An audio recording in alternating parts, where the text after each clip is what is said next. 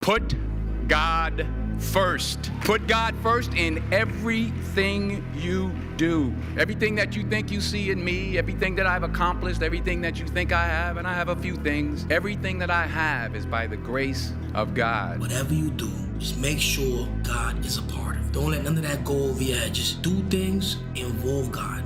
He's always there for you. Evil can't touch us, bro. No matter how bad evil want to get close to us, you can't with us. Because when you on God's side, unfortunately, you already lost the battle.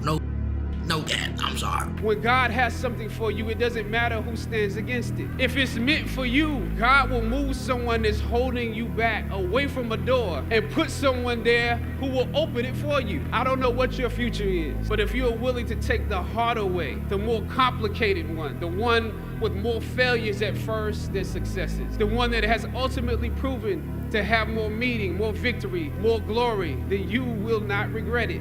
As long as God wakes you up, that means he ain't through with you yet. And if he wakes you up, you got a shot to correct it and get it right. And he kept waking me up. So I figured, okay, God wakes you up. That also means that he has something for you that you've yet to receive. So as long as he was waking me up, I figured what else? He can't take nothing else from me. I ain't got nowhere to stay, so I kept asking. He drew me closer to him because I had nothing else. He had to take everything from me to get my undivided attention. So he did it. He took it, stripped me down, took everything from me. And I had nothing but him. So I just talked to him all the time. Every time I'm going through it at OD, I go back to it.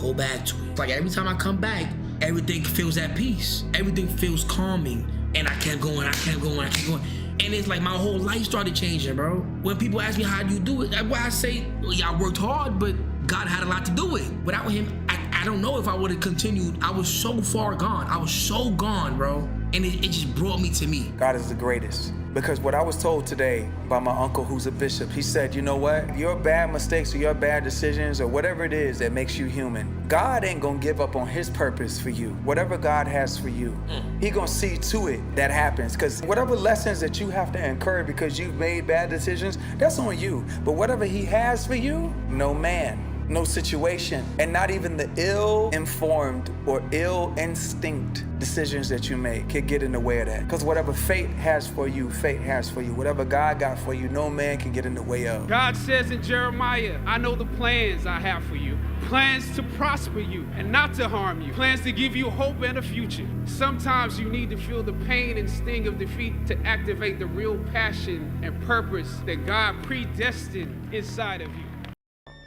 There is no one human being that is identical to another human being. The Almighty God created us unique with our unique identity. Your DNA and my DNA is made out of 3.1 billion bits of information. There is no one's fingerprint that is identical to the other one. And somebody comes along and says that this all happened because it was all a fluke. Something exploded over 13 billion years ago, and out of this Big Bang, everything came into this complexity and perfection. Get alive. Get alive.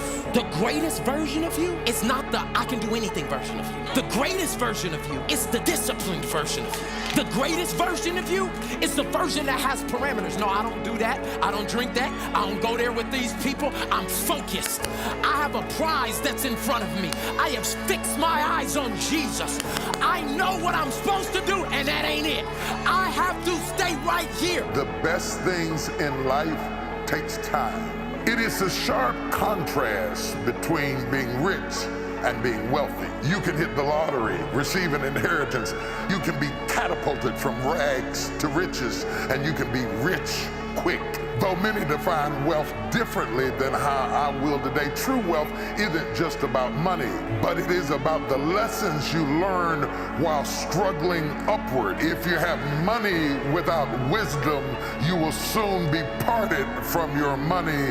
The best things in life take time. You've got the money, but because it was given to you quickly, you didn't build the infrastructure to sustain it. You don't have the relationships to sustain it. You don't have the information to sustain it. And most people who hit the lottery, 70 to 80% of them go broke within 5 years. When God has something for you, it doesn't matter who gets there first. They can see it first, they can apply first, they can call first, but if your name is on it and God has assigned you to it, what God has for you is for you. There are things that you learn from struggling. There are things that you learn from tests and trials and trial and error. The difference between knowing when to plant and when to pluck. Have you ever asked God, maybe you've asked him when to plant, but have you ever asked him when to pluck up? Or are you intent on keeping that which is planted to the destruction of plucking up that which you have become accustomed to? You can't have a new season until you are willing to say goodbye to the season you had. I call it the art of letting go. Some of you are wrestling to hold on to something that God is trying to take away from you, and you need to release it and simply let it go. When I was a child, I thought as a child, I spake as a child, I understood as a child, but when I became a man, I had to let go of childish things. I've kept God in my life and it's kept me humble. I didn't always stick with him, but he always stuck with me. So stick with him in everything you do. If you think you want to do what you think I've done, then do what I've done and stick with God.